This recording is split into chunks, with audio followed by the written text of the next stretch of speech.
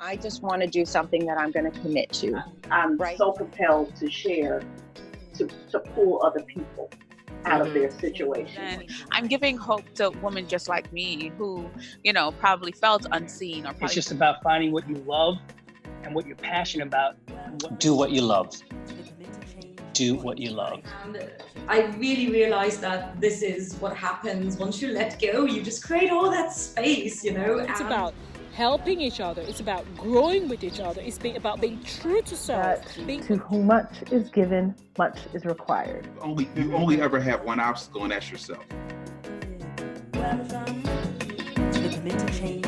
Change your life. Change your future. Hey, and welcome to Commit to Change, otherwise known as C2C podcast, that gives a voice to the people who may be considered a small fry in their industry, but are doing big things in their communities. This is Miss Nikki, the Jane of all trades, but the master of living.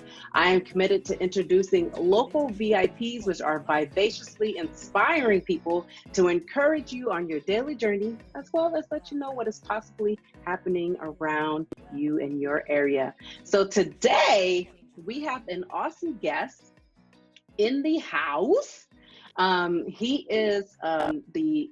He's a podcaster and he's an entrepreneur. He started Serving Hope LV, which gives back to the community. They give fresh food, clothing, hygiene, haircuts to those who are most vulnerable for free. He also has some background on that and reason why he started that I'd rather him tell the story about. He's also a podcast host of iHeart Concap. I'm jacking it up, I know, but he's going to be able to tell you everything on his end. So I want you to give a big round of applause for Mr. Siloh Moses. Woo-hoo! Welcome, Siloh.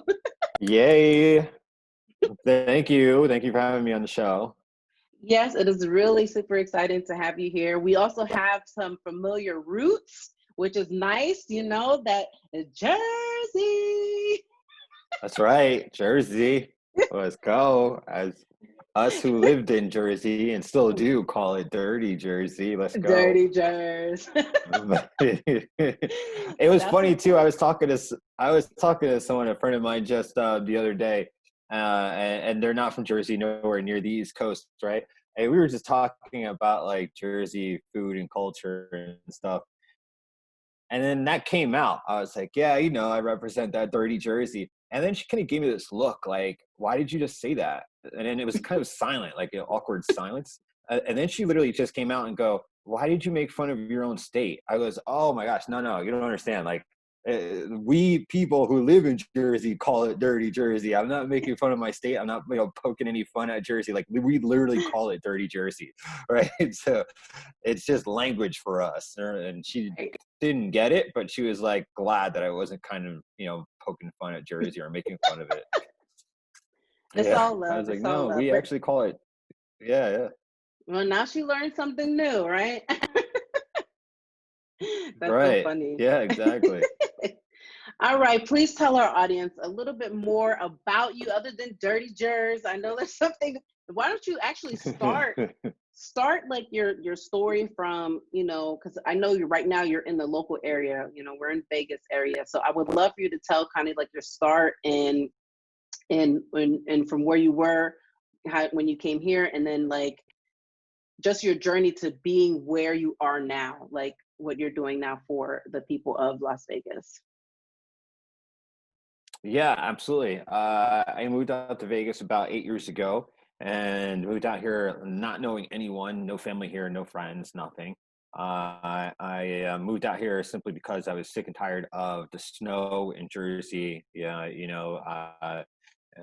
anytime between November to basically March of the following year, you can get 6 feet of snow on any given day, and having to dig your car out and wear 3 layers of clothing underneath your heavy jacket, 2 pairs of socks underneath your boots, right? And growing up in Jersey, I was just done with it. I was just so done. I wanted to be wherever there was no snow. And I thought, well, there's 2 places I could probably move to, and I wanted to be somewhere around palm trees. So I was like, there's 2 places I can move to, either Las Vegas or Florida. And I was like, well, Florida's got that, humidity I was like, I don't know if I could do that. So I'm like, all right, looks like I'm going to Vegas, right? So packed up my car, moved out here 8 years ago, and been loving it ever since. Since being out here, it's been a little bit of a roller coaster ride, just getting to build a network, meet people, make friends, and from working day jobs to becoming an entrepreneur and kind of taking things off on my own, going in my own direction, with the ups and downs that follow that itself. Yeah, I mean, for the most part, overall, looking back on a bird's eye view, Vegas has been amazing, and the journey's been amazing so far. Today, what I have is an organization which we've created, and I say weaves because I even though it's my vision and my mission, it takes a team, it takes a village, it takes a small town to make any vision and mission come true, especially if that vision and mission includes other people. Our other people are our staff, our volunteers, and a community, and our partners that actually help us create that vision, mission, and that impact that we look to make every day.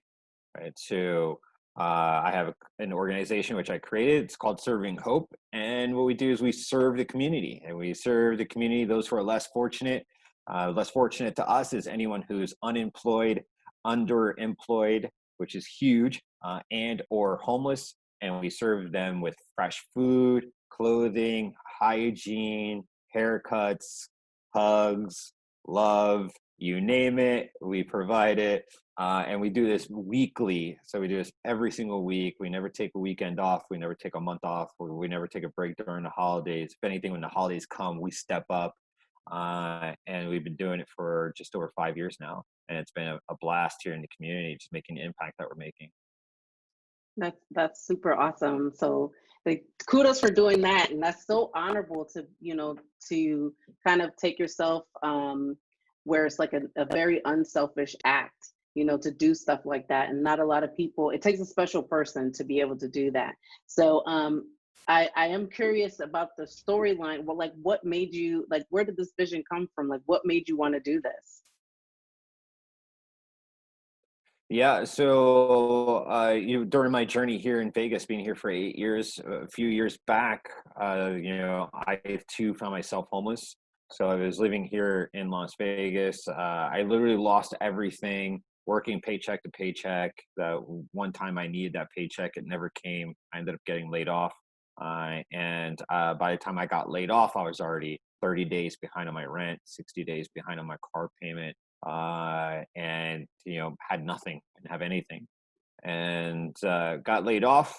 I didn't have a couch to crash on, so I didn't crash on any couches. I didn't have a car to sleep in because my car got repoed around that same time.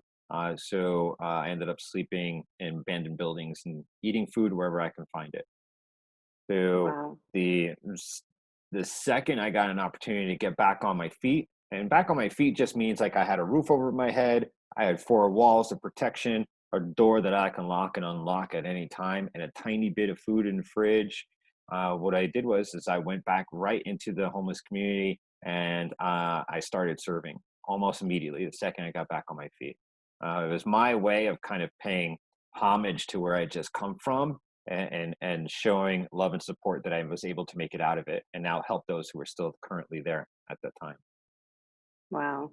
And most people would think like, oh, well, I want to wait until like I'm financially really, really set that I can go back and do that. But for you to go back immediately, that says so much about you. So when you decided like to make that commitment to the people of Las Vegas, I have to ask, like, did you find that you had any obstacles when you made that decision? And if you did, how did you overcome them? Yeah, it was for me, it was no question of when I was going to go and serve. It was like, I'm just going to go do it. Like I didn't put up any roadblocks. I didn't say, well, I'll wait till next week. I'll wait till I get paid where I can go buy some food and go serve. I was like, no, the first thing I did was I hit up my cabinets. I said, what do I have that I can take down that I can cook up right now that'll serve multiple plates, not just one person? So I cooked up a pot of spaghetti, and I took that pot of spaghetti down into the homeless corridor, right? And I served 30 people on that pot of spaghetti. And then the following Monday, I went back with 2 pots of spaghetti this time. I served 60 people. And then the following Monday, I went back I told somebody what I did. They came with me and we both served. They went home, told somebody what we did. Following Monday, brought someone back with them. And we all served, and we just started to grow from there. And, you know, the obstacles were at the very beginning where, again, like you said, most people go, well, I'm not making enough money to make an impact. You know, maybe I don't have enough food in my cabinets to serve, even though serving could be just a can of beans. You don't necessarily need to go and serve, you know, with a 5-star meal. And, you know, I think we allow a lot of those, you know, I don't want to call them excuses, but I think we allow some of those roadblocks to get in the way of doing whatever it is that we want to do, whether it's serving, becoming a better person in the community, starting a business, writing a book. We put up these mental roadblocks in our mind that stops us from getting started. And as the second I realized that those mental roadblocks are starting to come up in my mind, I just smashed right through them and go, no, I'm doing this right now. I don't care what you say, voice in my head. Like, we're doing this, right? And I don't care if you're on board or not. We're doing this. Let's go, right? Like, my body wants to go in this direction. It's going in this direction. Mind, you can catch up later, right? And that's essentially what I did. Wow. So even just that, just to not listen to the voices in your head, you know, the little two angels that talk on the shoulders, to be able to push one away and just really have like just the louder angel saying to you, no, let's make this happen. I'm gonna go through. And like I said, I told you before, like when you tell me the story, I'm just like in awe, because I know how it is, like for people to just make up those excuses. And when those of you who are listening out there, you know, he wasn't worried about how many people he was going to be able to help. The point was to go out there and help, and he was able to help at least 30 people just on that one time, on, you know, the one pot of spaghetti. That's big. And so if you can help just one person, you can help 30 people. It just takes it, you just little by little, and you grow, and that's what you have done. So again, I'm just thanking you for what you're doing for the community. That's big. So I have to say, like, throughout this journey, who would you say has been your biggest supporter? Yeah, great question. And I also say too is, you know, one of the driving factors that got me started and helped me eliminate those voices in my head that said, no, do it tomorrow, do it next week, you can do it later, was the fact that I had an inner drive within myself that was bigger than myself, right? So what I mean by that is, like, when I cooked up that first pot of spaghetti and went down there to serve it, my goal wasn't to go down there and serve 1,000 people. I didn't even know if there'd be anybody there. But I thought, well, if there's one person there, man, he and I are going to split this pot of spaghetti and we're going to have an amazing dinner, right? So the goal was just to go down there and serve one person. I served 30, fantastic. I never imagined in a million years would have thought I would serve 30 people off a single pot of spaghetti. But my goal was to serve one. And that one was enough to get me past my excuses to go down there and serve, right? So it's an inner drive that comes from within that's much bigger than yourself, that at least helps you get started. And once you get started, and if you continue to burn that fire within you, it actually allows you to propel and do more, be more, right? Create more energy without having to fall to those excuses. Exactly. So now to answer your question regarding, you know, one of the biggest mentors or influences was when I first started, I had a guy who believed in me, and his name was Eric. And Eric was a stranger at the time who stepped into my life when I was homeless, and he would come around me every day. And here I am, 7 months homeless. Not one person has mentioned my name in 7 months. Not one person has waved in my direction. Not one person even acknowledged that I was alive. I was literally a ghost walking among people.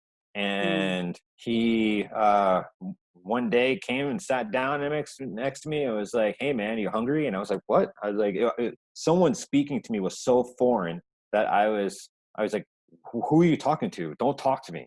Like, I was like, don't talk to me. Like, what do you want from me? Right.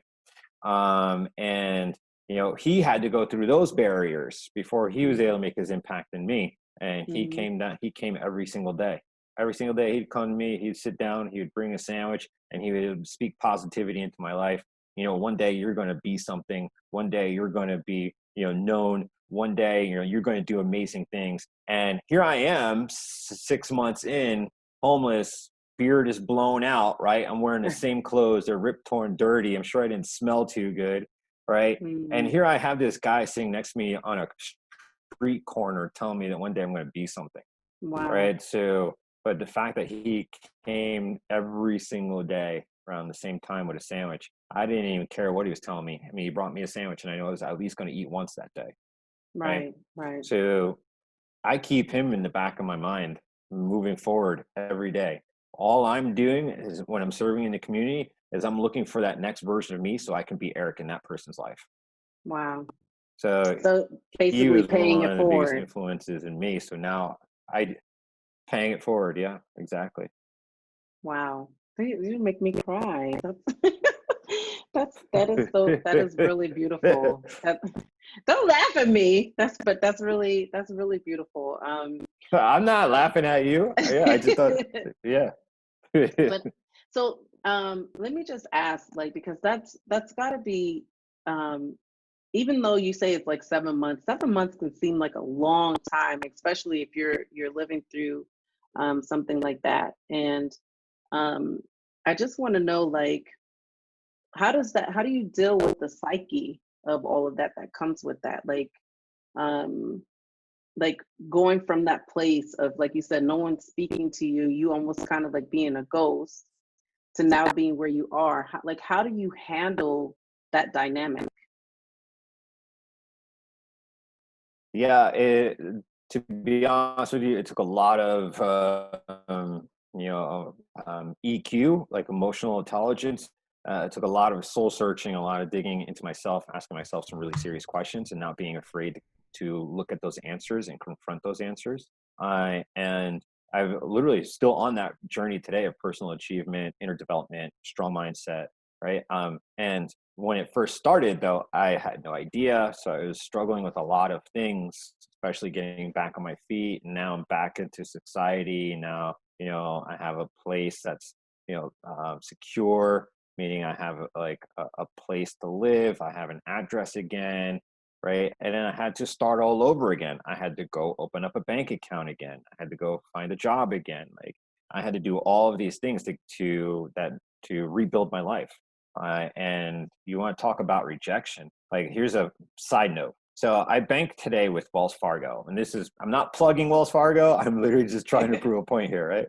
Mm-hmm. So I bank with Wells Fargo. Now, depending on who you ask, they'll say, oh, Wells Fargo, love them. Wells Fargo, hate them, right? But my relationship goes further with them and deeper than just love, hate with them. Like, I am dedicated to them 100% no matter what they do.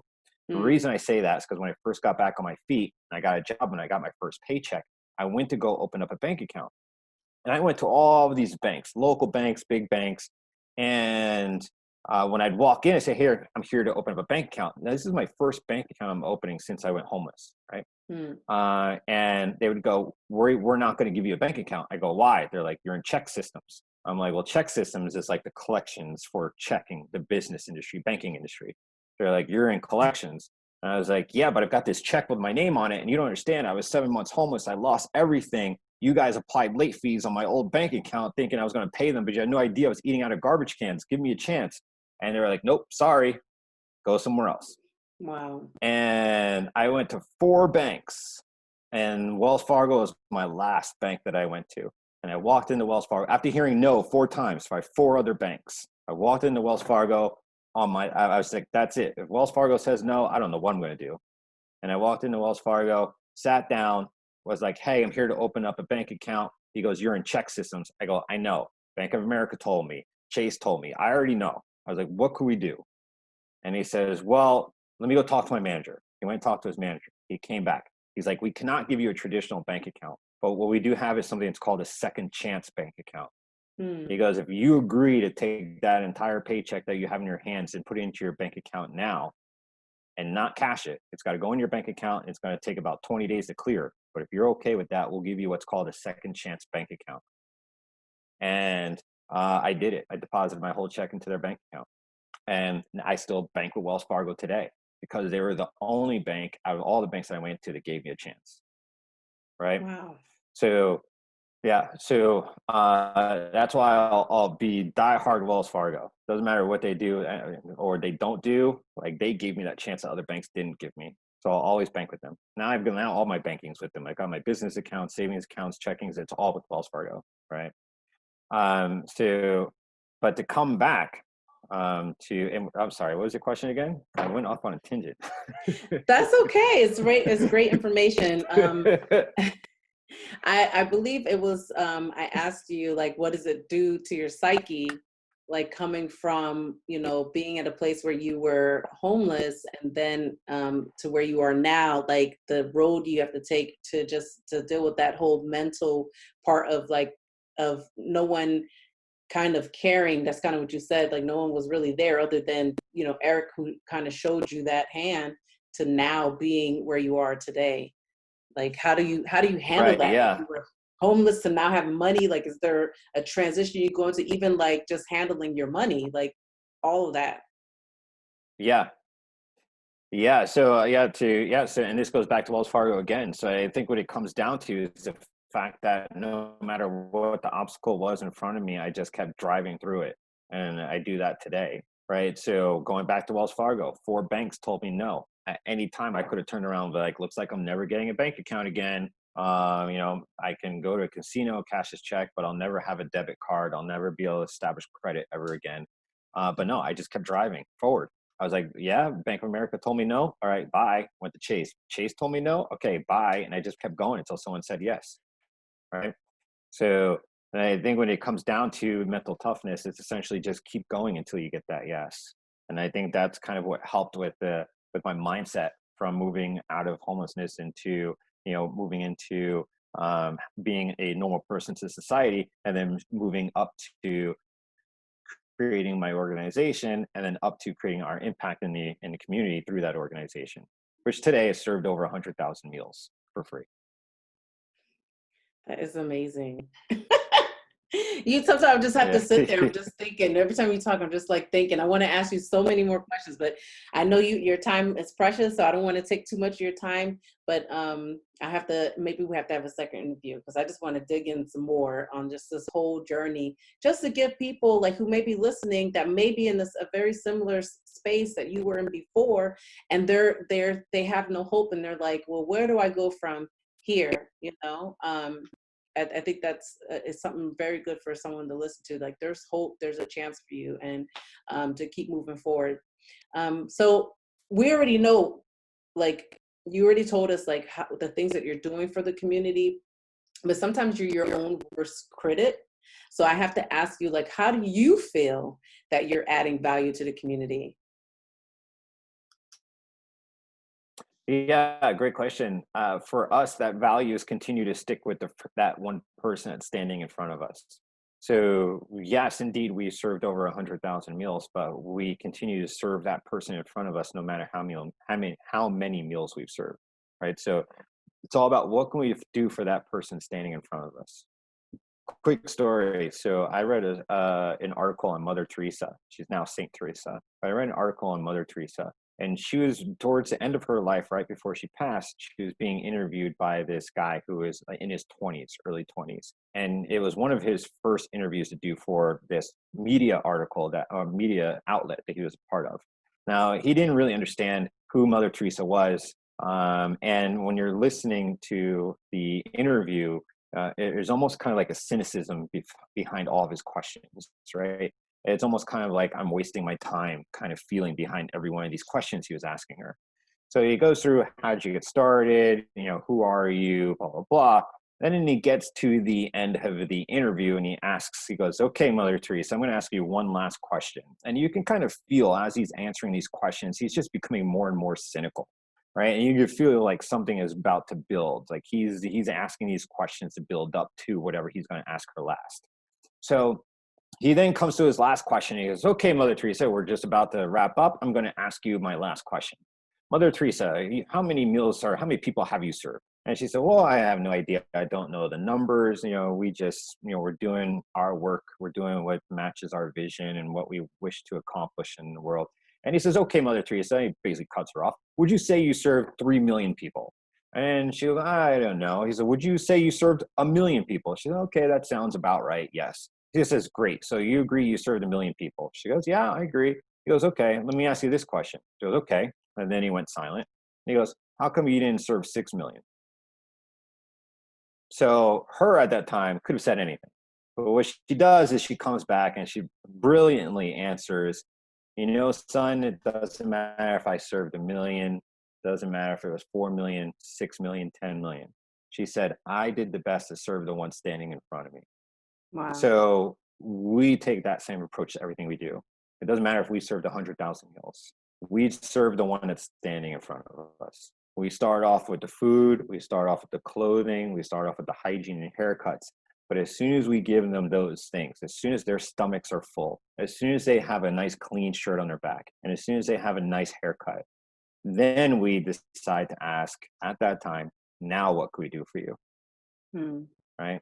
Now that your stomach is full, now what can we do for you? Right?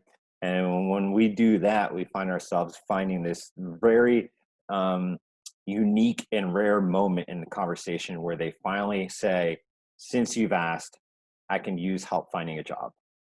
Since you've asked, I can use help battling my addiction. Since you've asked, I can use help with finding a place to stay. And then now we get into the real part of the conversation. That's the real meat of the conversation. The food and clothing and hygiene is great, but we just provide that just to be able to give them an opportunity to take care of their most immediate needs. I'm hungry. Great. Here's a sandwich. I haven't had a clean shirt on my back in 8 months. Here's a brand new t-shirt, right? I don't feel like a normal part of society because my hair is blown out, whatever that looks like. I haven't showered. Great. Here's a shower and a haircut. Now what can we do for you? Right? And so that's our philosophy, and that's what we do to make our impact. And I'm not sure if that answered your question, but did it? No, it does. It does. So let me ask you, Siloh, like, what tips or advice would you give to someone who is sitting on the fence of the field of their dreams?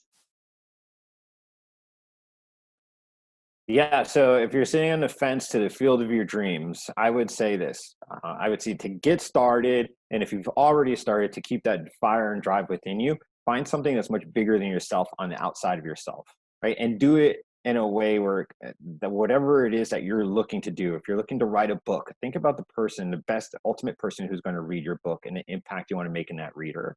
If you're looking to start your business, think of that customer and how they're going to feel to buy your product, and what impact are you making in their lives after they purchase your product and before they buy your product.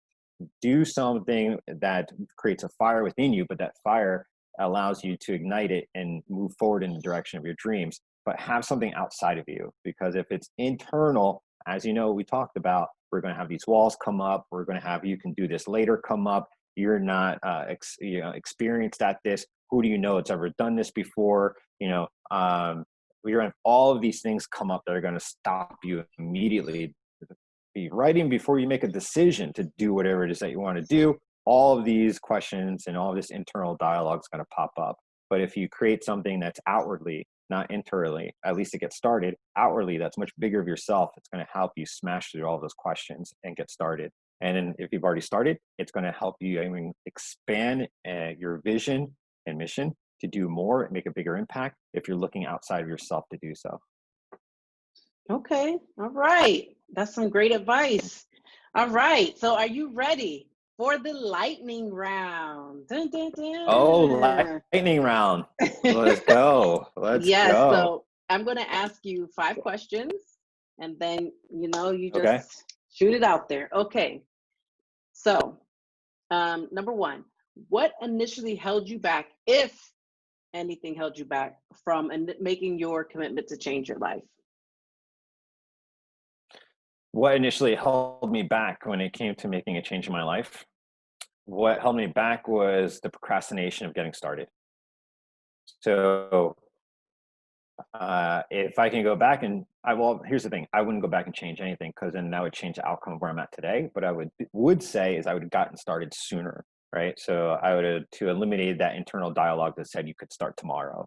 So the advice that I would give is, and what changed my life, is essentially not listening to that internal voice and just do it. Like he says it, just do it. Nike doesn't say just think about it. They say just do it. Just do it. That's right. So Just that's do what I it. would do. Yes. Well, what is the best advice you've ever received? Best advice I've ever received. So best advice I'd ever received was I have a mentor of mine, and a mentor of mine, he basically said to me, I used to curse like a sailor. So he essentially, we were sitting down at dinner and I was just in my flow, just cursing. And he basically looked at me and says, why do you curse so much? And I don't know. It's just the way I talk, right? And then he said something that was really impactful. There's a moment of silence, and then he just came out and he said, you know what? And I said, what? He goes, in my opinion, curse words are meant for a small mind trying to make a big impact. So the best advice I ever received, right, was to minimize my cursing. I still curse today, but I just don't do it as much, right? As much. But that's the best advice I've ever, yeah. And again, you never know who you're sitting in front of, especially if you're at a meeting, right? You have no idea. So just kind of keeping that general rule with myself has helped open more doors. Right. Wow. It reminds me of something I heard years ago, which it says cursing is a crutch for the grammatically handicapped.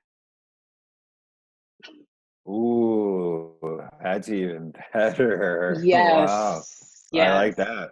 Yes. So I always have that also in the back of my mind too. And if my whole thing is, if you ever hear me cursing, I'm either acting out of character or I'm mad. So all right. That means run. That means run. Yes. Okay. So share a personal habit that contributes to your success. So a personal habit that contributes to my success: waking up early and making your bed. So I wake up at 4:30 every morning, Monday through Friday for the most part. Saturdays I like to sleep in, Saturdays and Sundays. But the first thing I do when I wake up is I make my bed. And I find that something as small as making your bed starts your day off with you've already accomplishing something. So as soon as I wake up at 4:30, I roll out of bed, I make my bed, and I start my morning routine. And that little small thing, again, of making my bed says in the back of my mind, you're already successful. You've already started the day off successful. Where else could we go to make this day even this much more successful? Wow, that's big. I need to let my kids speak to you. Like when you get awake, make up your bed first. You've already succeeded right there. That's funny. Okay, so exactly. Right. So tell me, what book would you recommend to the C2C audience and why? Oh, great question. So what book would I recommend? So I'm an avid reader. I read about 10 pages a day of any given book. I'd say the one book that I loved the most was a book called The Brain That Changes Itself. It's a great book, and I'm sorry if I forget the author's name, but essentially it's how we can rewire our brains just doing certain things throughout the day, and rewire our brains to look for success, to look for problems that we can solve, and how to approach those problems to, basically break old routines, old habits, and introduce new habits and new routines that are geared for success. So that would be the book I would recommend. So The Brain That Changes Itself. I forget the name of the author though. Don't worry, I'm going to look it up and provide for the listeners, because I like to get ideas for new books. That's awesome. All right, so here's your big question. If you found out that you had 1 hour left to live and you were given the opportunity to share one final message, what would it be? Ooh, an hour left to live, and I have one message to share with the world before that hour expires. Yeah. Do good, give back, make an impact, and do it today. Awesome. Do it now. Yeah. Just do it. Do it today. No waiting. Get on it. Let's make it happen. Yay!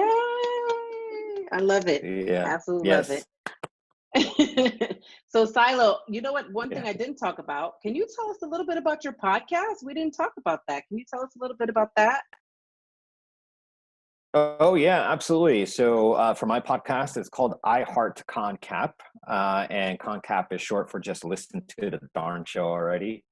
So I Heart Concap is the number one podcast for businesses who are looking to make a social impact, right? So we talk about how you can make a profit and you can also do good, and both of them run hand in hand for making huge impacts in the community or in impacts in the world. Some of the past companies that we've had on our podcast are companies that do exactly that. So to give you an example, my last podcast, I had a woman who owns a clothing line, and they do t-shirts, yoga pants, etc. No different than any other website you can go to and buy those kinds of products. What separates her, though, from other companies is that those t-shirts and yoga pants that you buy are made from plastic bottles that have been recycled and taken out of the ocean. Wow. So she's making profit, she's doing good in the world, and she's making a huge impact in ocean and marine life by removing, 40, 50,000 bottles out of the ocean that otherwise would be polluting it. Yeah, and that's definitely needed. I've seen many commercials of that sort of, the animals with all of that. It's really sad. So I'm very happy that somebody out there is doing something like that, and that's amazing too. So Siloh, can you tell our audience where they can find out more about you, what you're doing, how to get in touch with you? Yeah, absolutely. They can always send me out an email at hello@iheartconcap.com. So that's HELLO at iHeart, and then Concap is CONCAP.com. You can also follow me on social media. Obviously, I'm on Facebook, LinkedIn, Instagram. So anytime, Twitter as well. So at any time if they want to connect with me, they can do so by reaching out to me on social media or sending me an email at hello@iheartconcap.com. Awesome. So that is a wrap. I want to thank you so much, Siloh, for being a VIP guest on the C2C podcast. And thank you to all of our listeners for tuning in. We hope you feel inspired to keep moving forward towards your goals and stick with or make a commitment to change your life. Please make sure to check out the links provided by our guests and share today's podcast and information with anyone you feel may benefit from it. And remember, in order to get to the top of the steps, you have to take the first step. Just don't step on anyone on the way, because you just might trip. This is Miss Nikki. Till next time, take care. Bye. Thank you, Siloh. Oh, you're welcome. Thank you again for having me on the show. Change your life.